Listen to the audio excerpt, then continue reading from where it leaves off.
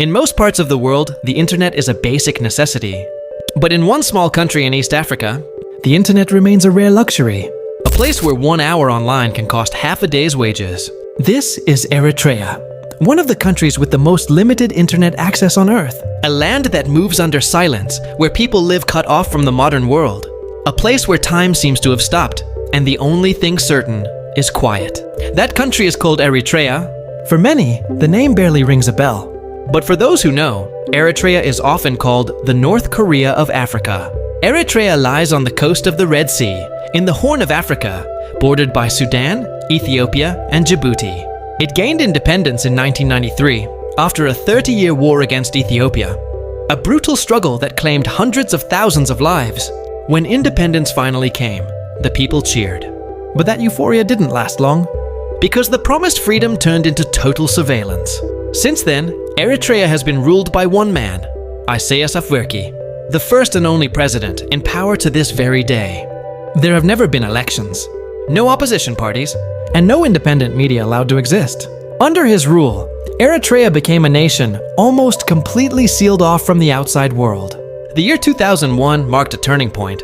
The government shut down all private newspapers, arrested journalists, and erased independent media nationwide. Since then, there has been no free press in Eritrea. The only source of news is Eri TV, the state-owned national television channel. It broadcasts patriotic songs, military propaganda, and government speeches. No world news, no opinions, no criticism. According to Reporters Without Borders, Eritrea ranks at the very bottom of the World Press Freedom Index. Even lower than North Korea, dozens of journalists have been detained without trial. Many have disappeared without a trace.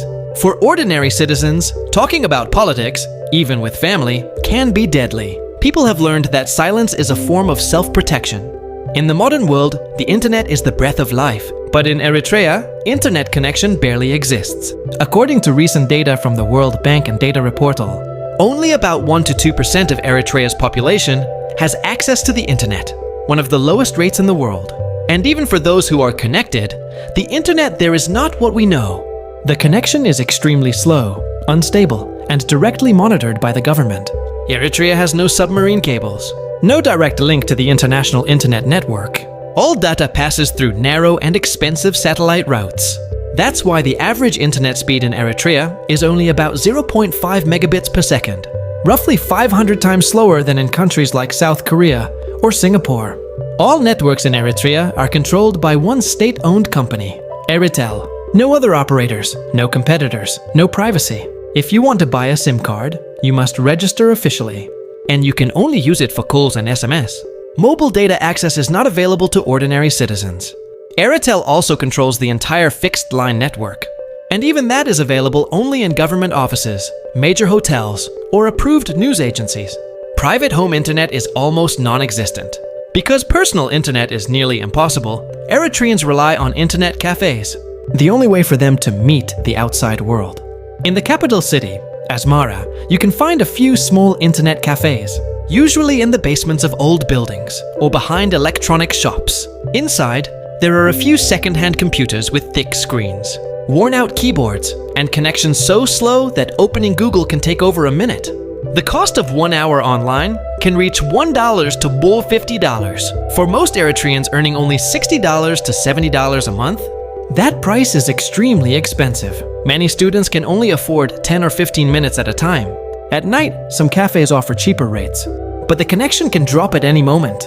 That's Eritrea's version of night internet. However, slow connection isn't the only problem. Every online activity in Eritrea is monitored. Some cafes require visitors to show official ID before logging in. There are reports that data traffic from cafes is tracked by security agents. Foreign websites, international media, and even some email services are often blocked.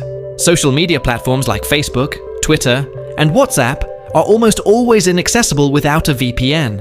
And even using a VPN can be risky. For many Eritreans, sending a single personal email is enough to make them cautious. These limitations create a massive gap between Eritrea and the outside world. Young people grow up without YouTube, without TikTok, without Google. They don't know what's trending, have no access to free information, and can't follow global developments, while students in other countries complete their homework online. University students in Asmara still copy references from printed books because they can't access online journals. A former Eritrean student once told the BBC, "We know the world out there moves fast, but here, time stands still." For Eritreans, living without the internet has become normal. They read printed newspapers, listen to state radio, and communicate face-to-face. No notifications, no social media, no digital world. Yet behind all that lies a deep silence. A silence born from global disconnection. While the world talks about artificial intelligence and 5G networks, Eritrea still struggles with satellite connections that can vanish at any moment. The government, through Eritrea, once promised to expand fiber optic networks. But progress remains slow. Infrastructure, cost, and political control are still the biggest barriers. Some internet cafes have started using solar panels and generators to keep their connections alive during frequent power outages. But true change still seems far away. In a world increasingly dependent on signals and screens, Eritrea remains one of the few nations still offline. For some, that sounds like a tragedy. But for the people of Eritrea, it's simply everyday life. Behind dusty old computers and painfully slow connections, there are still young people staring at small screens with big hopes, hoping to connect, hoping to be heard, and hoping to be part of a world they can only imagine. Besides the lack of access to information, Eritrea is also isolated financially. The country has no ATMs at all. All transactions are done in cash. If someone wants to withdraw money, they must go to a bank, wait for hours, and fill out manual forms. There's even a limit on monthly withdrawals.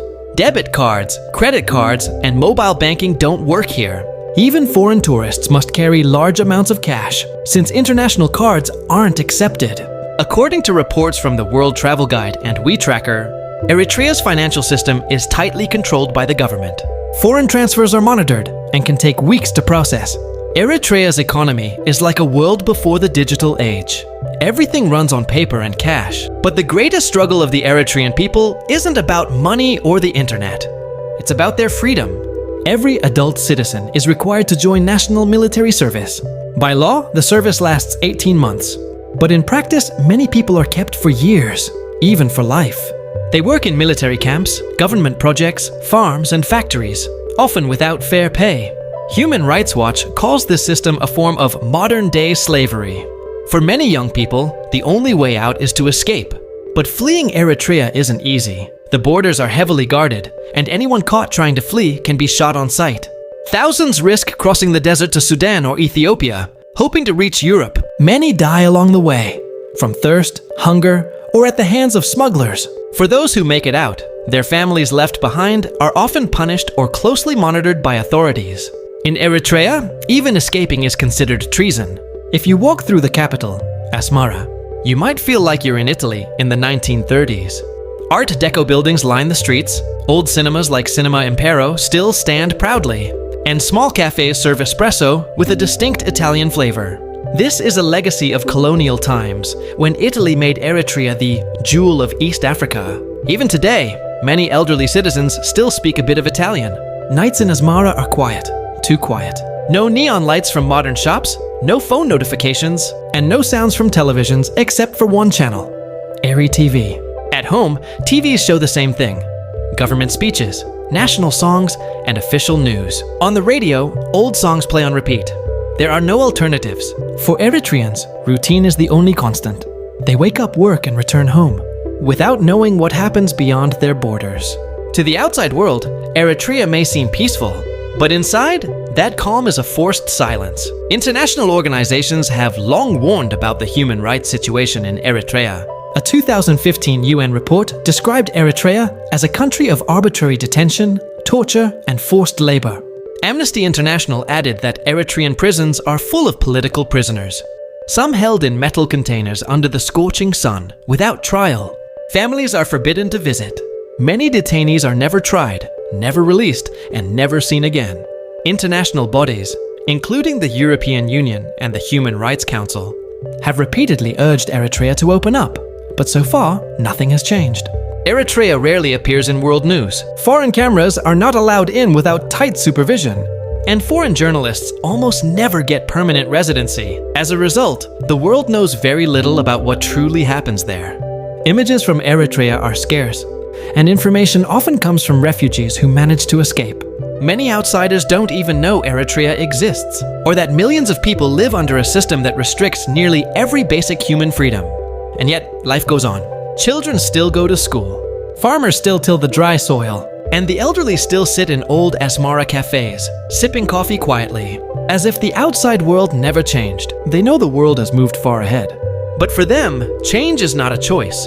It's something they can only imagine. They live within a reality shaped by the state. A world without internet, without freedom, and without a voice. Eritrea is not just a forgotten country. It is a silenced one. No ATMs, no free internet, no press, no democracy. A place where people live between fear and resignation.